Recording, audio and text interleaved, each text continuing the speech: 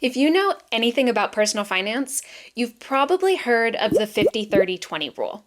This is where you spend 50% of your income on your necessities, 30% on your discretionary, and 20% on your savings and investments. But what if your numbers don't fit neatly into those categories? Is this rule even doable? Today, I'm going to break down the 50-30-20 rule and help you figure out if it actually works for your finances. To begin with, the 50-30-20 rule is one of the most popular budgeting methods in personal finance. The idea is that you spend 50% of your net income on needs. These are things like rent or mortgage, utilities, insurance, groceries, things that you will face serious consequences for if you don't pay them, like getting evicted or having your water shut off. Then 30% of your income goes to wants or discretionary spending. These are things like going out to eat, going shopping, getting your nails done, or entertainment. These are things that add value to your life, but cutting them out doesn't cause any serious consequences. Finally, 20% of your income goes towards savings, investments, and paying off debt. If you've never made a budget before and you're wondering where to start, the 50-30-20 budget is a great place because it gives you guidelines and structure without overcomplicating things. The problem is, not everyone's financial situation is the same. This rule doesn't account for where you live, how much you earn, or what your personal financial priorities are, all of which can make a huge difference in your finances. For instance, if you're single and living in a low cost of living area and you have a high-paying remote job, then you may only be spending 30 or 40% of your income on needs.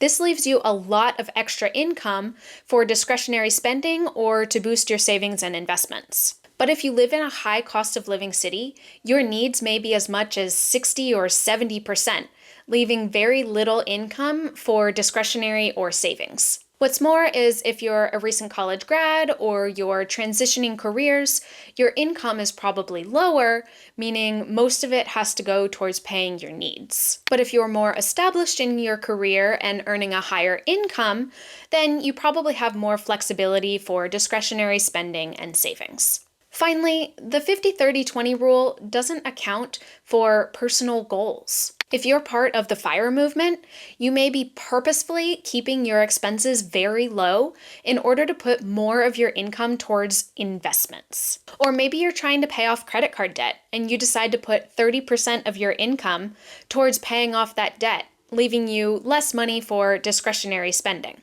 Maybe you really value having a nice home in a good neighborhood, and you're willing to cut back on your discretionary spending in order to have that.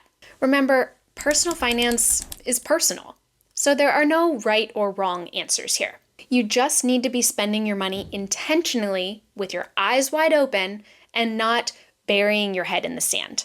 As you can see, there are plenty of legitimate reasons why the 50-30-20 rule might not work for you. But that being said, it is a really great starting point, which you can adjust based on your personal situation. Start by looking at your spending over the past 3 months and categorize it into needs, wants, and savings or debt.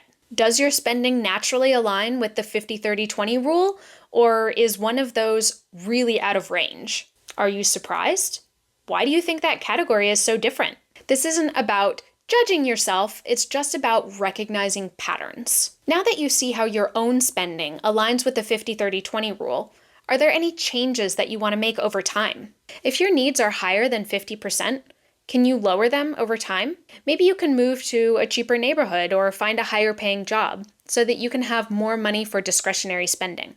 If your savings are lower than 20%, is there any way to increase them so that you can reach your goals faster? Again, there are no wrong answers here. You're just observing your habits and making changes if they don't align with your long-term goals. After you've reviewed your spending and decided on any changes you want to make your own formula. Maybe you're paying off debt right now, and so your formula looks like this. Or maybe you love living in a high cost of living city right now, but you know you'll probably move to the suburbs in a few years. So for now, your expenses look like this. You can absolutely customize this however you want. as long as you're keeping your long-term goals in mind and you're being realistic about what you can actually stick to. So is the 50-30-20 rule realistic? Well, it depends. The key is to make a system that works for you and your life. The 50-30-20 rule is a great guideline to point you in the right direction, and then you can make adjustments that fit your lifestyle, income, and priorities. Now I want to hear from you. Do you use the 50-30-20 budgeting method, or do you use a different method? Let me know about it in the comments below. If you liked this video, remember to like and subscribe, and come back every Wednesday for a new money video. See you then.